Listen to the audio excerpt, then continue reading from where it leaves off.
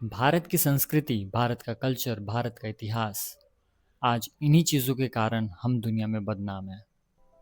गुस्सा आ रहा होगा, पहले बात पूरी समझे।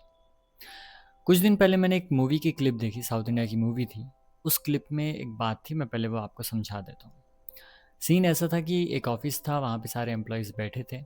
उनका बॉस आता है और बॉस सभी को एक टास्क देता है कि हर एक एम्प्लॉय के सामने एक एक बलून है, सभी को अपना बलून उठाना है। उसके बाद सभी एम्प्लॉय के सामने एक एक पिन रखी है, सभी को पिन उठानी है। और टास्क ये था कि एंड में जिसका भी बलून बचेगा उसे 2 महीने की सैलरी मिलेगी। अब यहाँ पे टास्क स्टार्ट होता है। सभी यहाँ पे एक दूसरे के बलून को फोड़ने की कोशिश करते हैं, अपने अपने बलून को बचाने की कोशिश करते हैं। टास्क के एंड में होता यह है कि किसी का भी बलून नहीं बच पाता, किसी को भी 2 महीने की सैलरी नहीं मिलती है यहाँ पे।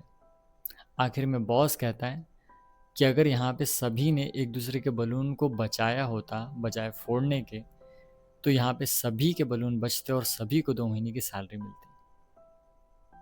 अब इसी कंटेक्स्ट को हम इंडिया पे लागू करते हैं। इंडिया में ये अलग अलग बलून्स रिप्रेजेंट कर रहे हैं, बता रहे हैं हमारे देश के अलग अलग कल्चर्स को, अलग अलग ट्रेडिशंस को, अलग अलग रिलीजन को, अलग अलग लैंग्वेजेस को, डाइवर्सिटी को। आज हम इन्हीं को लेके लड़ रहे हैं एक दूसरे से, अपने धर्म को बचाने की कोशिश कर रहे हैं, दूसरे के धर्म को खराब करने की कोशिश कर रहे हैं। याद रखो, अगर हम ऐसे ही करते रहे तो किसी का बलून नहीं बचेगा, किसी का धर्म नहीं बचेगा, किसी की भाषा नहीं बचेगी, ये हिंदुस्तान नहीं बचेगा। आज से कई साल पहले जब अंग्रेज़ों ने हम पर राज किया, हमें अपना गुलाम बनाया, तो किस कारण बना पाए?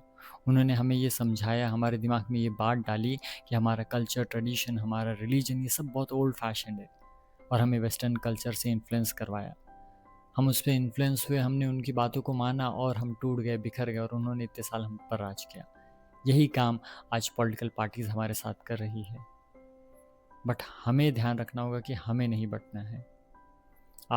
अगर अब भी लैंग्वेज के बेसिस पे, कास्ट के बेसिस पे, रिलीजन के बेसिस पे अगर कटते रहोगे, बढ़ते रहोगे, तो पक्का ये देश एक दिन फिर गुलाम होने वाला है। वो दिन दूर नहीं जब जो हम बाहर देशों में आज देख रहे हैं कि वेस्टर्न कल्चर्स, वेस्टर्न नेशंस दूसरे कंट्रीज़ पे अपना दबदबा बनाने की कोशिश कर रहे हैं, हमारी कंट्री भी उसका शिकार बहुत जल्द हो सकती है अगर हम आज नहीं सुधरे तो। इंटरनली, अंदर ही अंदर अगर हम ही बढ़ते जाएंगे तो बाहर की ताकतें मजबूत होती जाएंगी। आज के समय भाईचारा, एक साथ रहना, एक दूसरे को सपोर्ट करना और वापस वो एनवायरनमेंट क्रिएट करना जो आज से कई साल पहले था, वो करना बहुत ज़रूरी है।